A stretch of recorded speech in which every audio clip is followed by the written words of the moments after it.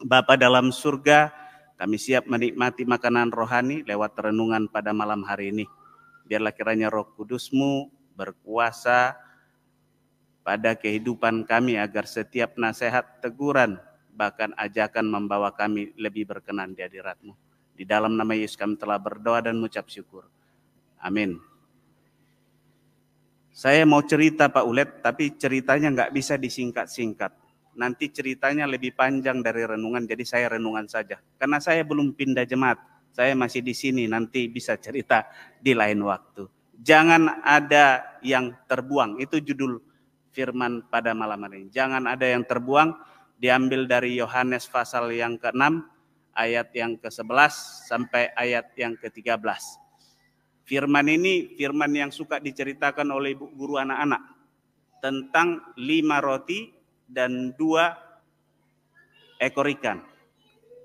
Ada mujizat di sana, bagaimana Yesus mengadakan mujizat yang membuat orang-orang di sekitar, bahkan orang yang mengikut dia takjub. Bahkan orang-orang yang ikut dia berharap bahwa Yesus suatu saat akan menjadi raja. Oleh karena bisa membuat dari yang sedikit menjadi banyak. Secara fisik kita tidak akan kelaparan lagi. Iki enak iki, lek diikutin. Tetapi Yesus mulai bercerita bahwa dia bukan raja jasmani, tapi dia adalah raja rohani. Ada di budaya orang Cina mengenai makan.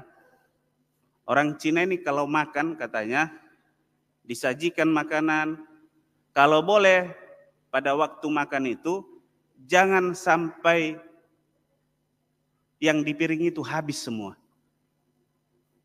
Jangan sampai habis, harus disisain sedikit. Alasannya adalah kalau sampai habis, nama ledo tamuan berarti katanya, lapar berarti tamu ini. Lalu yang kedua, seakan-akan tuan rumah itu tidak sanggup menyiapkan lebih banyak. Jadi tidak boleh sampai habis. Lalu ada lagi mitologi yang lain mengatakan bahwa sisanya adalah untuk dewa-dewa mereka. Kalau budaya Batak kira-kira bagaimana Pak Utapea? Nah, kalau budaya Batak, sahudon pun dikasih, kalau boleh jangan sampai sisa. Waktu kecil orang tua saya masih sempat mengajarkan kalau nasi itu sisa, Pak Lambok, maka apa katanya? Maka ada yang bilang bentol-bentol mukanya. Baru ada lagi yang mengatakan nanti jodohnya jerawatan. Ada yang mengatakan opungnya nanti mati. Dan banyaklah yang menakut-nakuti kita. Kalau makan jangan sampai sisa. Kalau bersih berarti tuan rumah menyiapkan makanan, lezat makanannya. Jadi beda budaya, beda caranya. Yohanes 6 sampai 12 di sana ada cerita bahwa Yesus memang memberi makan sampai mereka sampai kenyang. Tetapi pada waktu mereka makan sampai kenyang, makanan itu Yesus katakan jangan sampai ada yang terbuang. Jangan sampai ada terbuang. Mengapa tidak bisa terbuang? Ada 3 poin, tadinya 4, tapi karena ada pendeta Sinu Haji, nanti panjang katanya. Jadi saya kasih 3 poin. Yang pertama adalah, poin pertama, bahaya kekenyangan rohani. Jadi kalau sudah kenyang, pernah lihat orang kenyang makan lagi?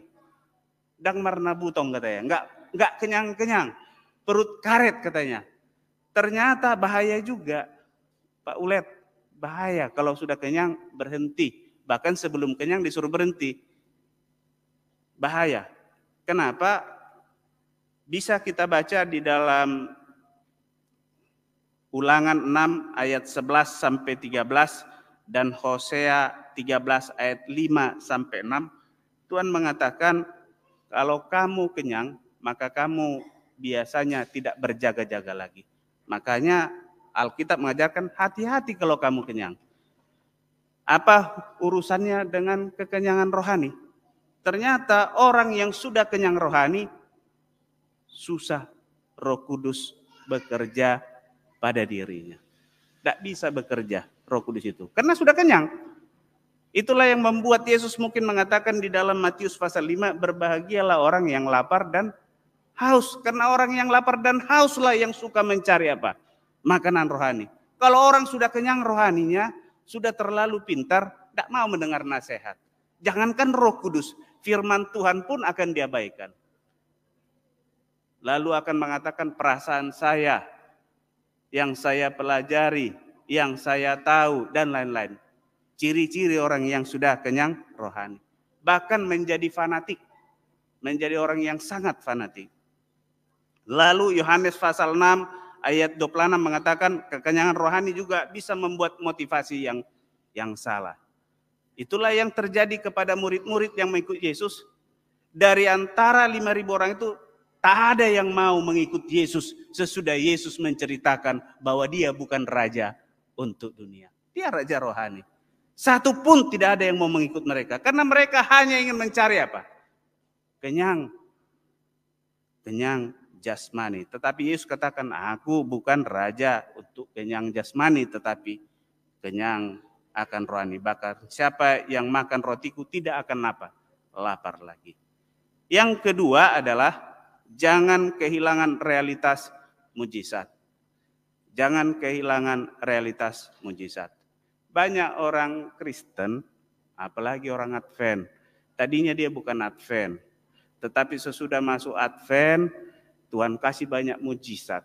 1 tahun masih banyak yang diceritakan. 2 tahun, 3 tahun, 4 tahun, 5 tahun sudah mulai kurang mujizat bagi dia. Lalu dia mengharapkan mujizat itu terus. Sama seperti orang Israel dulu kan, dia minta tanda terus, minta tanda terus, minta tanda terus. Lalu akhirnya mereka meminta tanda, mengabaikan hukum alam. Mujizat yang dibuat oleh Yesus tidak pernah mengabaikan hukum alam. Tidak pernah mengabaikan hukum alam. Roti dibuat mujizat, roti itu bertambah banyak. Dia Yesus tidak pernah membuat batu menjadi apa? Roti. Saya pernah mendengar cerita dari Alkitab yang lain bahwa Petrus pernah membuat dari batu menjadi apa? Roti. Tetapi Yesus mengajarkan hukum alam, tetap hukum alam. Tabur tuai apa yang kamu tabur, itu juga apa yang kamu tabur, itu juga yang kamu tuai. Menjadi orang Advent tidak membuat kita lepas dari penyakit. Makanya kita mengalami seperti yang kita saksikan itu. Ya kalau kita makan yang tidak sehat, ya kita sakit. Bukan karena kita dekat Yesus, makanya kita menjadi sehat. Tetapi banyak orang yang percaya ingin mengabaikan. Kalau boleh dari batu menjadi roti. Ingat waktu setan menggoda Yesus, penggodaan yang pertama pada waktu lapar, kau kan anak Allah. Kan luwe. Kalau kau anak Allah, bukanlah perkara sukar bagimu mengubah roti ini menjadi apa? Oh, batu ini menjadi roti. Batu ini menjadi roti. Tapi Yesus katakan ada apa? Jadi memang menjadi orang Advent akan banyak penggodaan. Akan banyak pencobaan. Karena kalau tidak digoda, tidak dicobai, kita akan menjadi kenyang rohani. Makanya jangan sampai ada yang terbuat. Realitas mujizat Yesus adalah tidak pernah mengabaikan hukum alam.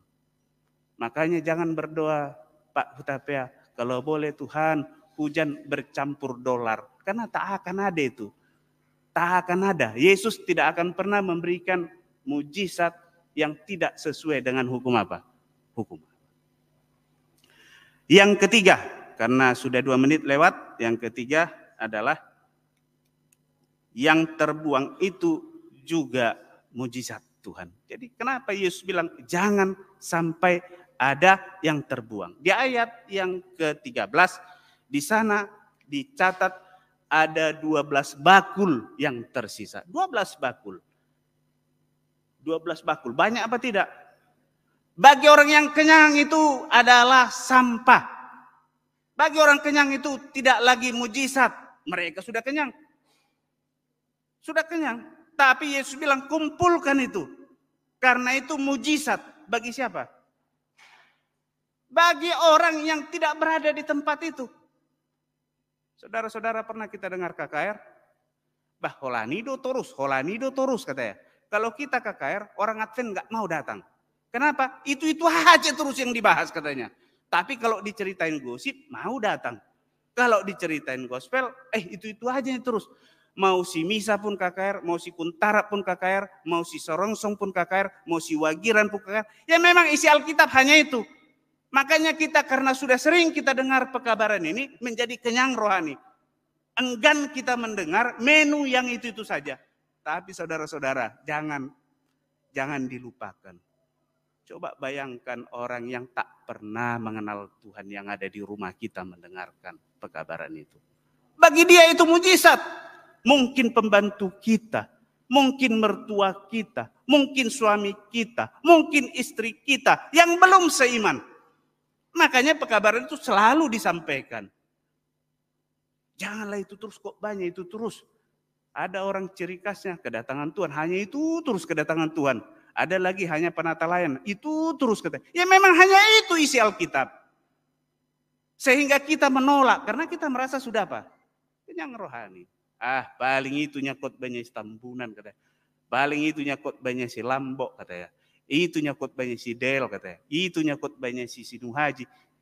Itulah bagi orang yang sering mendengarkan firman Tuhan, dia sudah kenyang rohani. Tapi ingat, khotbah itu kalau didengar si Udin, mungkin dia tidak pernah dengar kebenaran ini. Pada waktu dia dengar dan percaya, bagi dia ini mujizat. Sama seperti kita pada waktu mendengar kebenaran itu. Dan itu yang Tuhan bilang, jangan sampai ada yang terbuang. Ada 12 bakul saudara-saudara. 12 bakul itu kalau dibawa pulang dibagi-bagi, inilah mujizat Tuhan Yesus katanya. Bisa saja yang dari 12 bakul itu yang menjadi orang yang selamat daripada yang hadir. Itulah yang menjadi poin penting mengapa Yesus katakan kumpulkan itu. Jangan sampai terbuang. Ada 3. Jangan butong jinakon katanya. Kalau sudah butong jinakon, itu mau diapa-apain pun boleh dia. Karena sudah ngantuk kan, diapain aja mau dia. Udah butong. Udah kenyang rohani.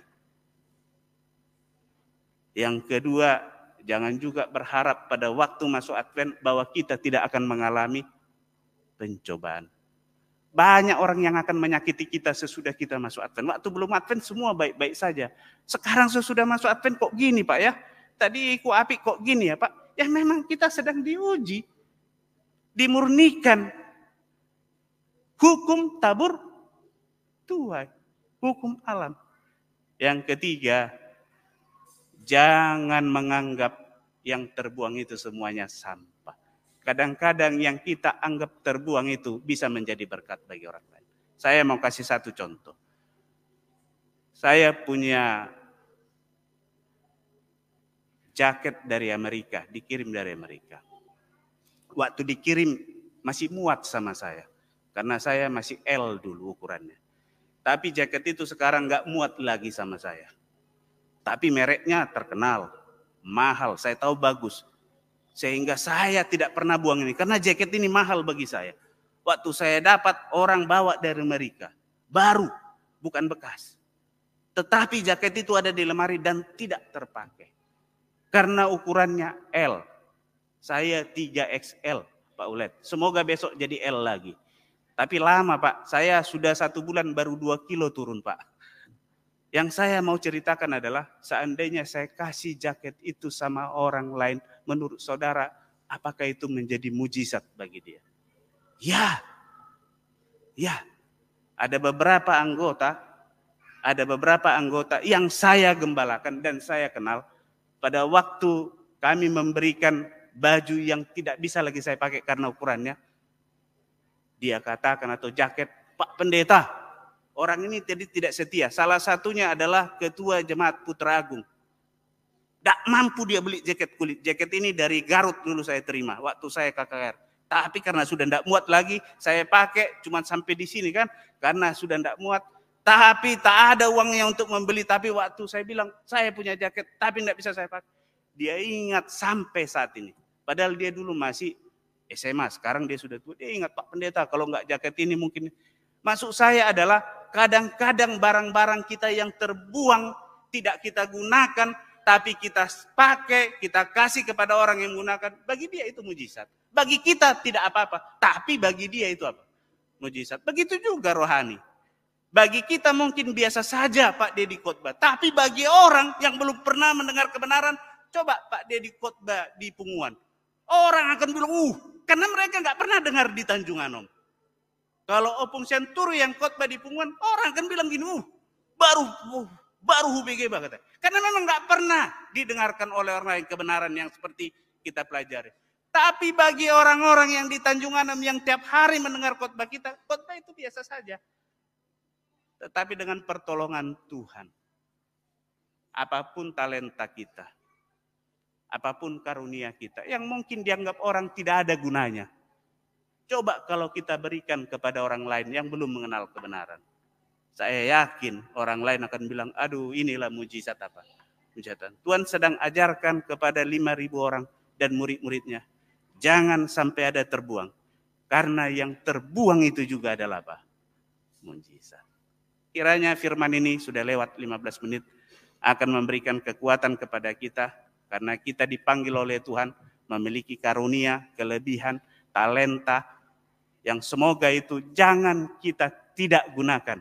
Karena kalau tidak kita gunakan dengan alasan, saya bukan siapa-siapa. Ingat, yang bukan siapa-siapa, yang bukan apa-apa, bahkan yang tidak dianggap, bagi beberapa orang itu adalah apa?